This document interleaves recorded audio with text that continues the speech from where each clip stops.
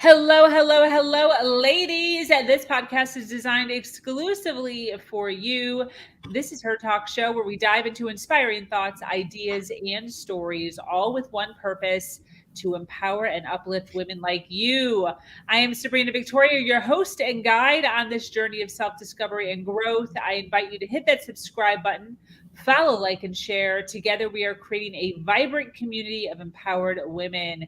Get ready to unleash your brilliance. Her talk show starts now. We come to you every day with the best speakers, relationship coaches, spiritual mentors, trailblazers, business owners, authors, young hustlers, podcasters, entrepreneurs, fitness trainers, therapists, financial advisors, and more. We ask our guests one question: what do you know that I don't know? Get ready, because today's guest is about to change the way you view your world. This is Her Talk Show, hosted by Sabrina Victoria.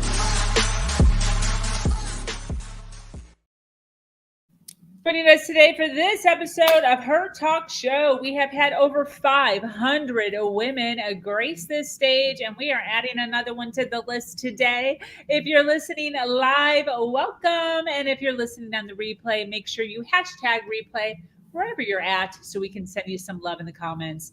Either way, if you are watching us, please share this video wherever you're at so we can get more eyes and more ears on the awesome content that we are about to share today. Today, super excited, amazing woman, Miss Holly Morphew. Morphew? I didn't even, Morphew? You got it. Yes! What? She is a financial coach based in Denver, Colorado. Oh, yes. Her book, Simple Wealth, was on Bankrate's top 10 personal finance books of 2022. Yes, girl. She is the founder of Financial Impact and host of the Wealth Trifecta podcast, a pioneer in the personal finance industry and one of the first financial coaches in the country. Yes. Holly's work has been featured in Forbes, Business Insider, Yahoo Finance, FemFounder, what? And more. Welcome, Holly. How are you? Oh, thank you so much. I'm so excited to be here. This is one of my favorite topics, talking about money and abundance. Wealth is for everyone, so I cannot wait to get into it. Yes, 100. I love that too. Wealth is for everyone. Yeah, it's something I started saying a few years ago, and it is just a core belief of mine that if you want to be wealthy, whether that's in, mind, body, spirit, it's your health, it's your happiness, it's your money, you can be. And we don't teach personal finance in school in this country, in the United States. And it's so important. Why do we work so hard? It's to create the life that we desire, the life that we want to design for ourselves. And money is a big part of that. Yeah, definitely. What's the mindset behind that? Because wealth is for everyone is not a mindset that's like rampant. It's one part belief, a belief that abundance is our natural state. And if we want to create personal wealth for ourselves, then it's one part mindset. It's another part just knowing how to do that. And a lot of people are confused, ashamed, or overwhelmed when it comes to money. That's been my experience as a financial coach for the past 17 years. And what I found is that once people get the strategy and they start to understand how to make their money work for them, it all starts to fall into place. And the beginning of the journey can be the hardest part. I know that from my own personal experience. But, money also is a spectrum.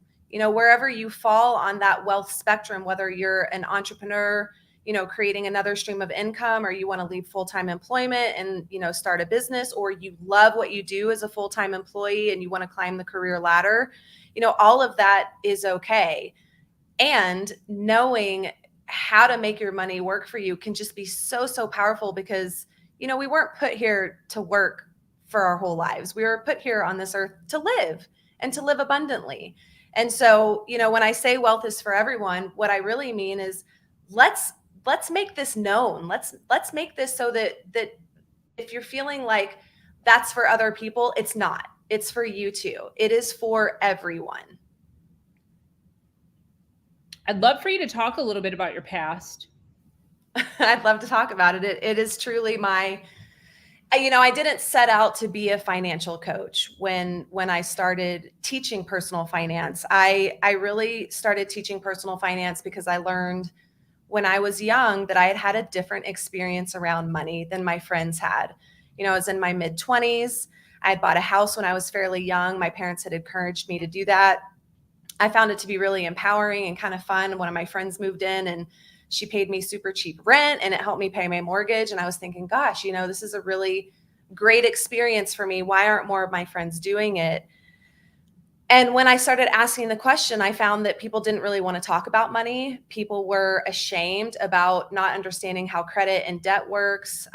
Investing is a whole other side of the wealth spectrum. And so I went to my Rotary International Club. I was a member of Rotary, which is an international service organization. And I said, I have this idea for a service project. Why don't I go to local high schools and teach young adults about money so that when they graduate and go into the real world, whether they go to college or they go into the trades, or maybe they join the military, or maybe they go straight into the workforce, they know how to make their money work for them.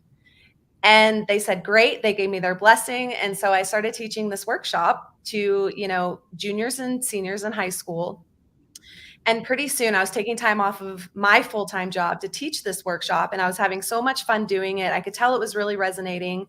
And then pretty soon parents of my students and teachers wanted to sit in on my workshop.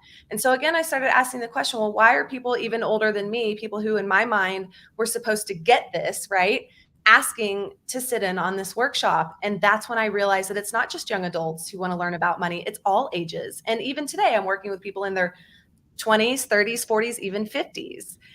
And so that's how I started teaching personal finance. And, the recession happened in 2008. I continued working in my full-time job. I stepped away a little bit from teaching personal finance, but it wasn't really until I had a financial crisis of my own that I realized there was a really big gap between what a financial advisor helps you do and what a financial coach like myself helps you do, which is a financial advisor helps you create, or a financial advisor helps you invest money that you already have. Whereas a financial coach like myself, and this is really my sweet spot and why I love being a financial coach, is I'm here to help you create more money to invest. Whether that's, from a place of living paycheck to paycheck and being in debt like I was, and I'll share that story in a second, or you want to learn how to invest, or you want to buy property, or you want to create another stream of income. And for me, it really did begin when, this is a few years after I had bought the house and I started to feel like I always had more month than money. I was always stressed about money. I knew I had a lot of debt, but I wasn't really sure how much because I wasn't really looking at it. I was doing mental accounting. I had an idea of what was coming in and going out every month, but I wasn't really looking at it. And we had back-to-back snowstorms in Colorado where I live. At the time, I drove a Honda Accord. My office was 40 miles from my house. And I remember thinking to myself that one morning after it had been snowing for 3 days, if I go to work, I'm going to be risking my life. And I started thinking about, well, why am I doing this? Why am I working so hard? And, what kind of life am I living? Because here I was feeling like I had achieved these things that we're taught to achieve to be successful and happy. And so on the outside, I had a lot of noise saying, I was successful. I had the job and the house and the car and the lifestyle and all the things. But I knew in the back of my mind, I had a lot of debt. And I knew that I was always waiting to get my paycheck so that I could pay my bills. And so when I started considering that I was about to risk my life to go to a job, I decided to get really serious about my money. I did make it to work and home safely that day. Thank goodness. But that night I got out my credit card statements and I looked at them and I added up my balances and I had $67,000 of credit card debt, Sabrina. Wow. Yeah. Yeah. And I was not I wasn't uneducated. I wasn't irresponsible. Yes, I was an impulsive spender. It's something that I've learned how to manage over the years. But the very next day after that discovery, I did call my financial advisor and asked for help. I thought surely he would know how to help me out of this situation. And after he listened to my problem, he asked me how much more money I wanted to invest each month. And that's the question that changed everything for me. That is the reason that I'm a financial coach, is because I realized he couldn't help me with the real problem that I was having, which is that ultimately I just wanted more freedom and choices in my life. And so from that moment on, I learned everything I could about debt elimination, personal finance, money management, wealth management, entrepreneurship, passive income, created a system, applied it to my personal finances. 3 years later, I was debt free. Shortly after that, I had money in the bank, and I just kept on going, became financially independent in my 30s. And today I have 11 streams of income, and I love teaching people how they can do it too. Absolutely. That's fantastic. What a great story. Well, thank you. Yeah. And it's been a journey, and after I decided to become a full-time coach, which that was in 2016, is when I created Financial Impact. I realized that the journey doesn't ever stop, right? Mm-hmm. Because if you start a business, then you want to scale the business. Maybe your heart takes you somewhere else and you want to do something different in your life. And so that's why I started my own podcast, is because I realized that I wanted to be on this journey with my clients, with my friends, with my peers. But I also have discovered that true wealth isn't just about money. It's also about health and happiness. And I've also had a major health struggle in my life, which at a very young age taught me to appreciate my mental, physical, and emotional health, as well as having financial security. Absolutely. That's fantastic. I know that you have a concept around building wealth is simple. Can you tell us about that? Well, it is. My book is called Simple Wealth because I wrote my book because I wanted to demystify wealth building and show people how simple it is. So it is the system that I use to eliminate 5-figure debt and ultimately become financially independent. And it starts with, and this is the thing, like this is the takeaway, this is the strategy. If everyone did this one thing, everyone could create personal wealth. And it starts with this one thing, which is identifying every 30 days what I call your impact number. Your impact number. And your impact number is where all wealth building begins. It's your income minus your expenses every 30 days. Now, hopefully that number is positive, but maybe it's negative. I mean, when I started, it was negative. And I had to find ways. So for me, when I started eliminating my debt, and we can talk about the pillars of wealth, there are only 4 of them, and you do build them in order for a reason. But that very first pillar of wealth is called maximize cash flow. And that's where you identify your impact number. And so I just went to my expenses, like for the first time in my life, I wrote them down and I started to reduce or eliminate expenses. But then after a little while, I was thinking, well, gosh, if I had a little bit more extra income, I could get there that much faster. And that's what turned me on to creating, additional streams of income, starting my own business, owning multiple businesses, different income streams. And so that's it. It is awareness. When I was in the dark with my money, when I had the 5-figure debt, it was because I wasn't really looking at my money and I wasn't really telling it what to do, because wealth building it's a proactive game that we play, and money is a game. It's definitely a game, and we've got to play it to win. Yeah. What do you mean by that? I say that all the time. Explain that. It's a game. Well, if we don't play the game, money is meant to be spent. So in my case, even though I had money coming in, it was leaving my accounts just as fast as it came in. I really wasn't playing the game. The game was playing me. And it will do that. And this is why I'm so passionate about financial education, is because we are being, number one, we are being manipulated every single day into spending more than we really need to, because we like instant gratification. We're human beings. We know how to train the brain to say yes. And so advertisers, retailers, marketers are very good at getting us to a yes, because at the end of the day, it is psychology. And then you add points to credit cards, and then you add that, credit card companies really do want to give us increased credit lines because that's how they make money. And so where most people are getting their financial information is from banks and lenders. Well, banks and lenders, they want us to be in debt. And I just read an article the other day that talked about how the millennial generation is the most indebted generation there is. And, you know, they came into a very different economy than, you know, our baby boomer parents and our grandparents did. I mean, the truth of the matter is that we are living in a very different time economically than we did, you know, really in the 80s, even the 90s. And so we have to be, you know, vigilant with this money game and play it. Because if you're going to go to work every day, then let's make that money that you're earning, that you're trading your time for, let's make it work in a way that gives you a life that you desire, as opposed to a life that you feel like you're helpless to, which is how I felt. Yeah. And it's really easy to feel that way. Well, again, it's about being an advocate for yourself. And this is another thing that when I was so young, I didn't, you know, yes, my parents taught me to look after myself and, you know, create a future for myself. But it was truly a learning experience for me, learning that I had to be an advocate for my career. I had to be an advocate for my health when it came to, you know, talking with doctors and different, you know, people supporting my own health journey.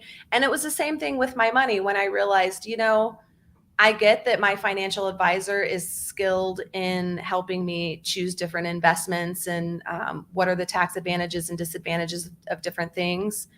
But at the end of the day, he didn't know where I wanted to go. And where I wanted to go was to create a life of freedom and choices. And that was on me. And so once I learned that I can't be passive in my life when it comes to health or when it comes to money, but rather be intentional. What result do I want to get today? Where do I want to be in a year? What do I want my business to look like in 1 year, in 5 years? And so once I started asking myself those questions, then I was able to work backwards to take, you know, micro decisions or baby steps to reach those goals. And that's how it is in personal finance. It's, you know, where do you want to be in 5 years, or when do you want to be financially independent? Okay, now let's work backwards and create the plan. Yeah. I want you to talk a little bit on this.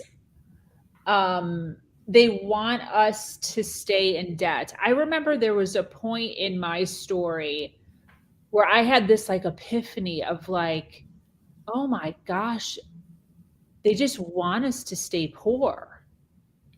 Like the object is to keep us poor. Like I had this, like I was a single mom, paycheck, barely making it, like digging in my couch cushion for quarters. And I was like, even if I work all the hours, even if I get another job, there's no way that I could possibly pull myself out between daycare and gas and back and forth and food and rent and by myself as a single mom. There was no way I could do it. Granted, there was a way, right? Because I am where I am. But let's talk on that a little bit. They want us to stay in debt. What does that mean? Well, without getting too macro, but it is really a macro subject. When you think about what curriculum prepares us to do, I'm talking K through 12 curriculum.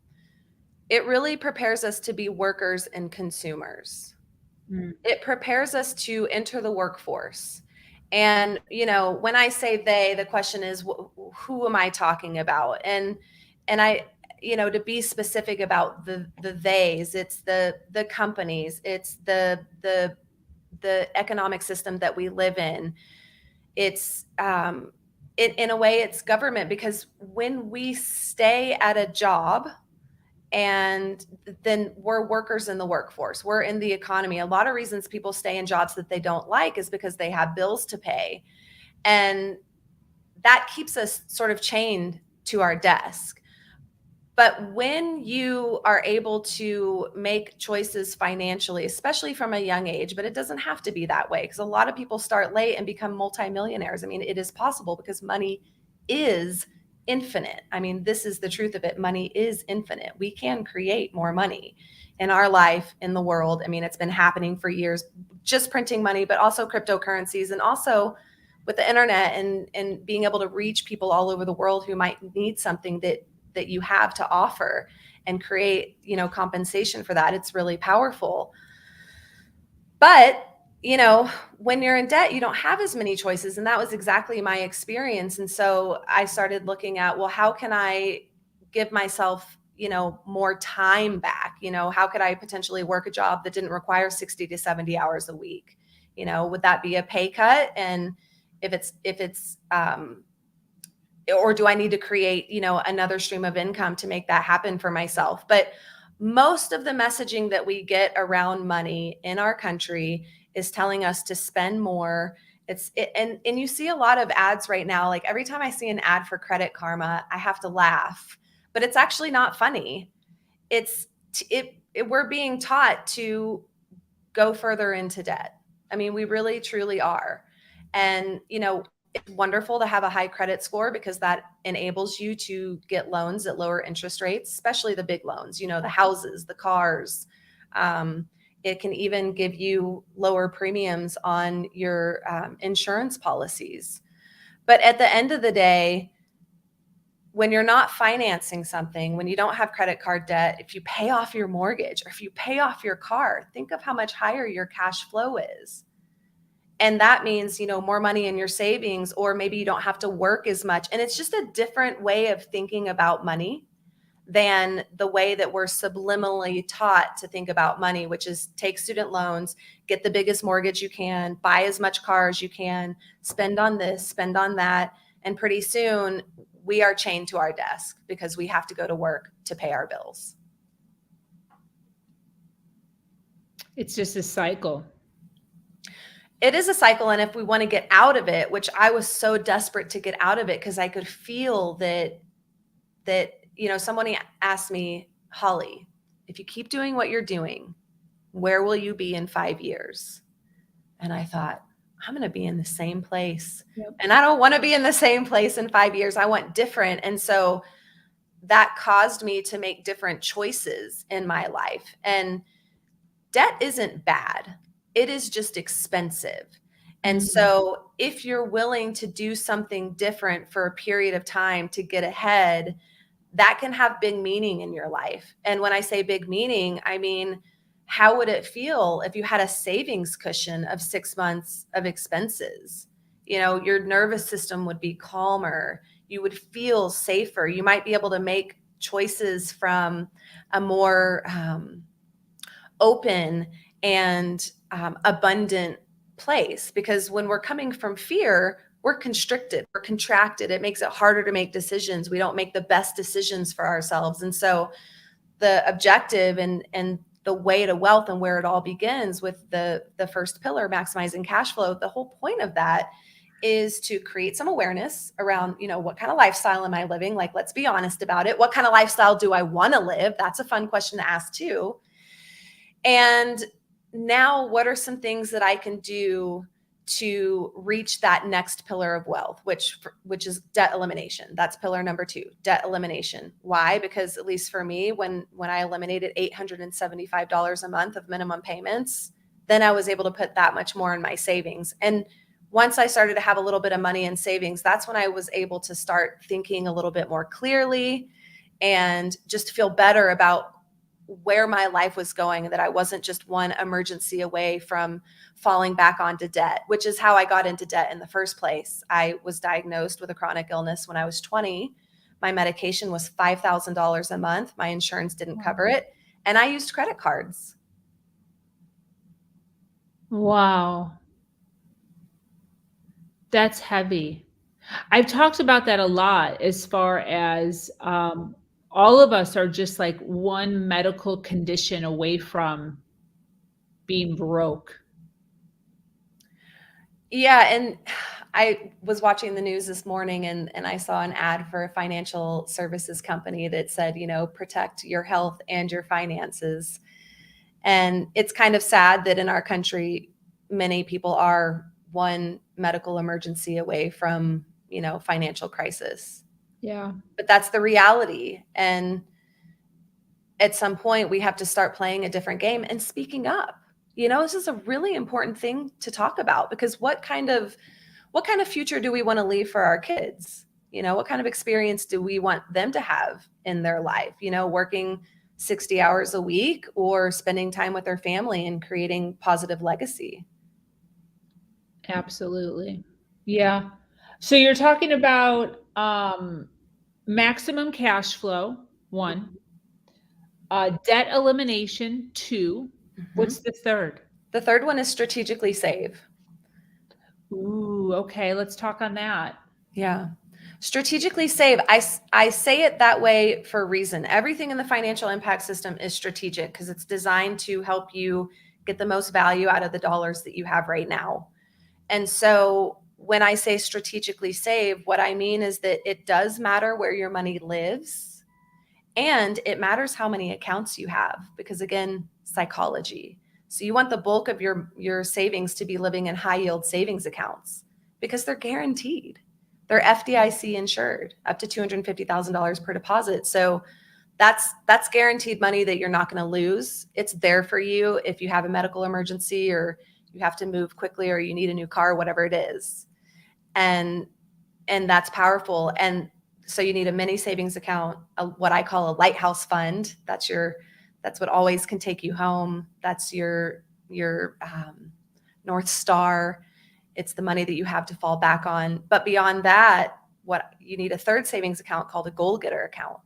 And I call it a goal getter account because we're going to need to pay for the braces. We're going to need to pay for the car tires. We're going to need to pay for, maybe it's seasonal clothes or a vacation. And so much better to take that money from money that you already have saved than to use a credit card because credit cards are expensive. Yeah, definitely. Go getter. I like that. Mm-hmm. Yeah. I love how strategic this is. My brain very much works like this as far as what are my steps. And this just makes so much sense. And it's really bringing me back to the things that I did in order to pull myself out of my situation, like literally sitting down and like creating a plan, a strategic plan on what it would look like to get out. So this is great. What is number 4? Number 4 is create residual income. And this is the pillar where your retirement accounts live, your investment accounts live, and any other streams of income that you want to create, whether it's, rental property, you want to fix and flip, you want to start another business, you want to do a side hustle. So create residual income is my favorite pillar because it's where you can get really creative.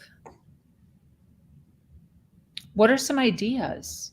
Oh my gosh. Well, I always say if you're wanting to create more income in your life, then start with these 3 things. What are your current resources? What are your personal interests? And what are your unique skills? And can you monetize any of those things? Whether that's teaching a course online, renting a space in your garage or a room in your house. It could be you love to create art, so you want to sell something on Etsy. Maybe you have the energy. And I always say, people come to me a lot and say, Holly, I want to create residual income. That's what I want. I want it now.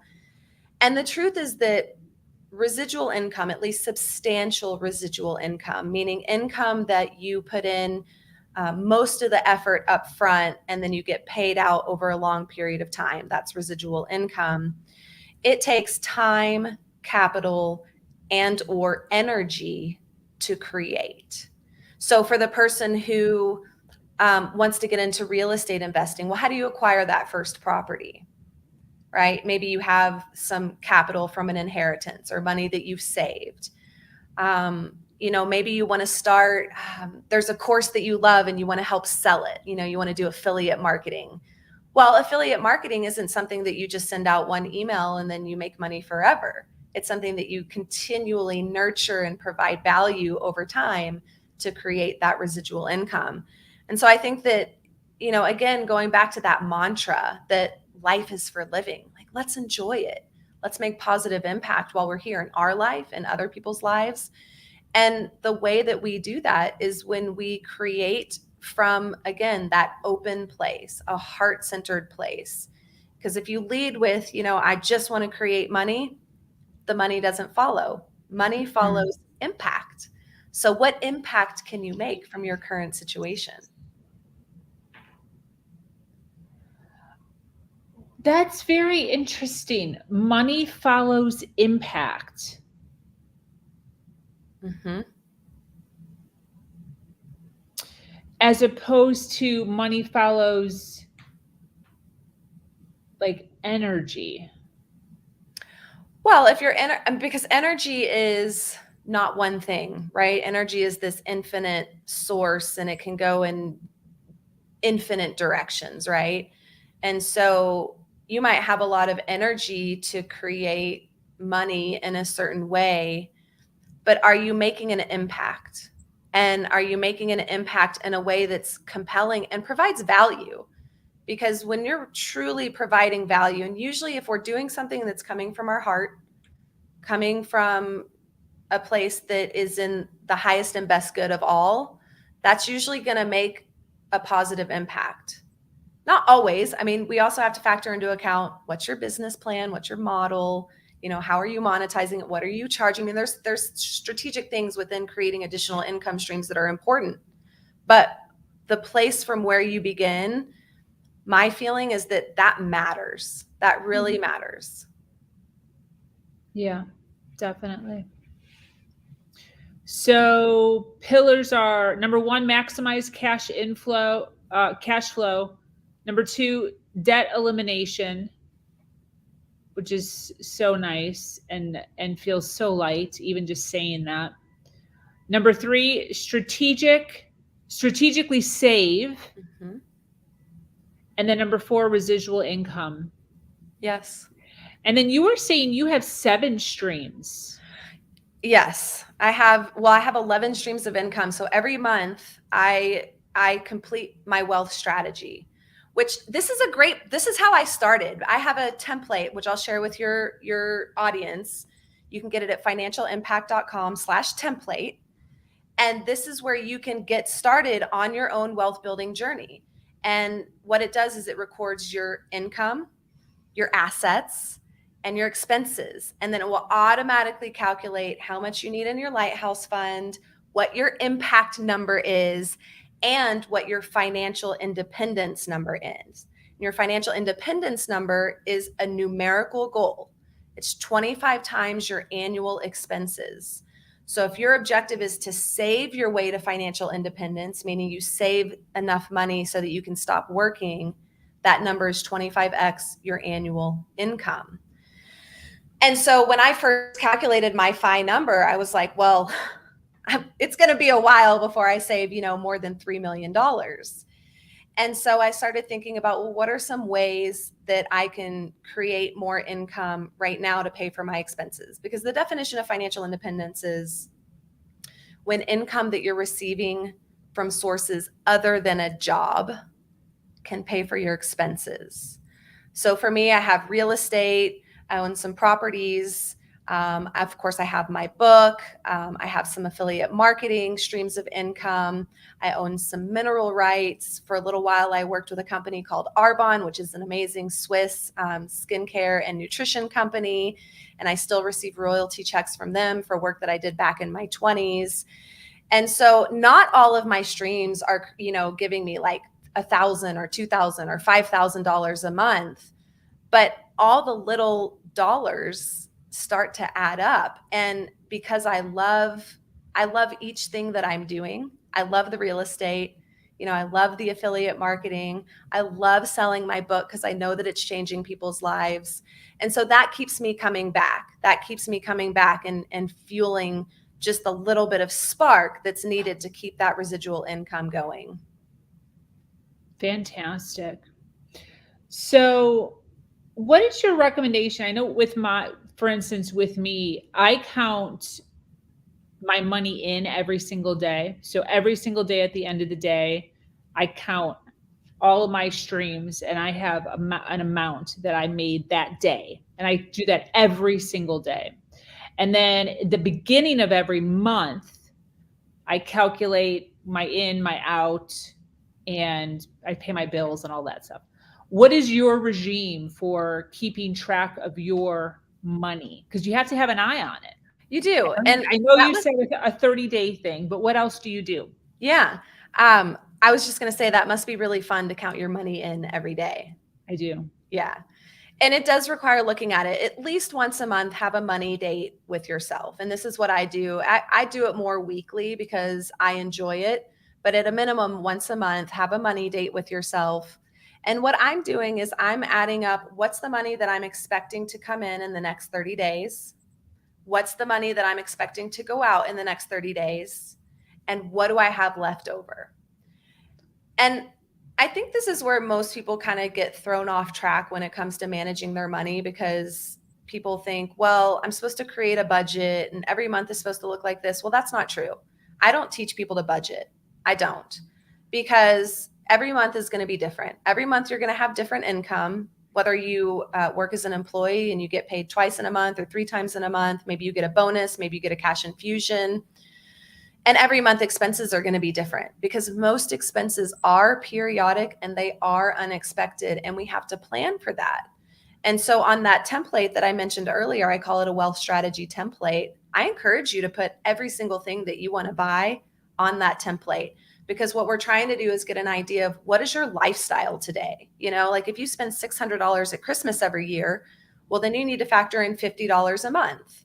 You know, you need to be earning enough money that can support $50 a month so that you can spend $600 at Christmas. And so like I've got all the shoes that I want to buy over the year, you know, how many times I'm going to get my hair cut over the year, the housewarming gifts that I'm going to buy.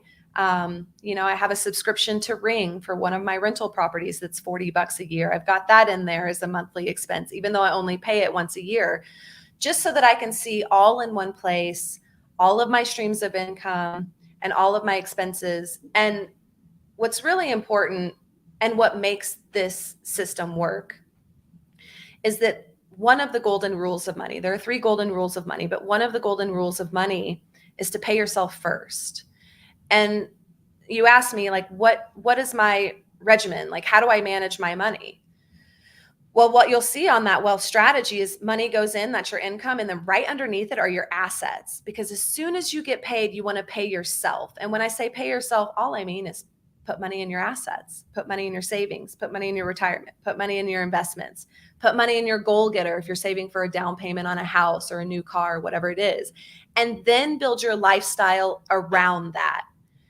And that's a big one. Because again, going back to those subliminal messages that we get, you know, we literally are being taught as soon as, you know, get a student loan, as soon as you graduate, get your own apartment, you know, buy the new car, finance the new car, all the things. And so we're building this lifestyle around spending, but really the lifestyle should be built after we've put money into our assets. And a good rule of thumb is 20%. 20% of your net pay into your assets. And if you have a pre-tax and that money goes in, you know, before you get your paycheck, just account for that. Don't make it complicated. You know, just aim for about 20% of your net income to go into your assets every month, and then build your lifestyle around that. Agree. Fantastic. I love all of this. Thank you so much for hanging out with us. Quick shout out to those watching live. Thank you so much for being here, hanging out with us. If you are watching on the replay, make sure you hashtag replay wherever you're at. Holly, we can obviously tell what industry you're in, but if you could do me a favor, you know, we have a ton of people watching live right now, and probably even more on the replay as this, you know, hangs out on the internet of webs.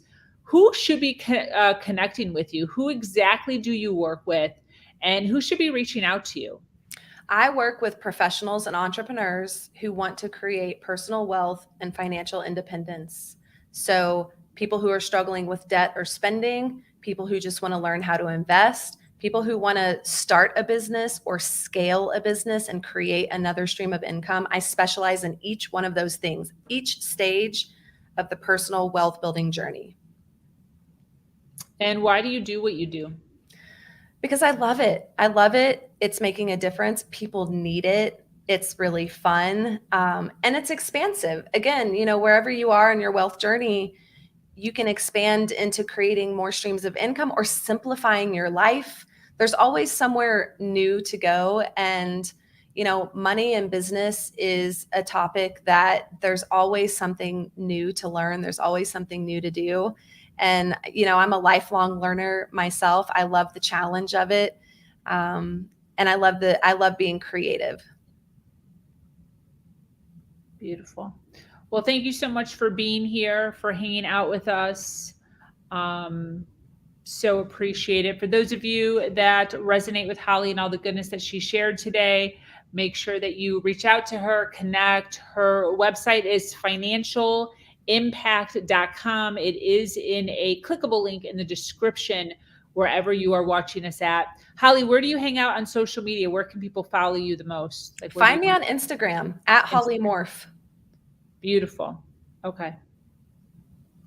Fantastic. We love to connect people here on this platform in order to make sure we all continue to rise.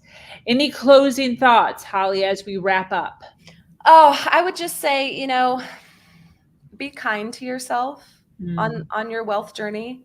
Be patient with yourself. Remember that there is a lot of unlearning that we have to do in the money game. And I always say that every day you're either building wealth or you're not. It doesn't matter how much money you make. What matters is how much you keep and what you do with it. Beautiful. Well, thank you so much. That brings us to the end of another incredible episode of Her Talk Show. I want to extend my heartfelt gratitude to our amazing guest speaker, Holly, for sharing her wisdom and inspiring us all. To each and every one of you, our dedicated listeners, thank you for staying with us until the very end. Your support and engagement means the world to us. Once again, I am your host, Sabrina Victoria. I invite you to join our amazing community, Her Nation, where we continue to have these transformative conversations and uplift each other every step of the way.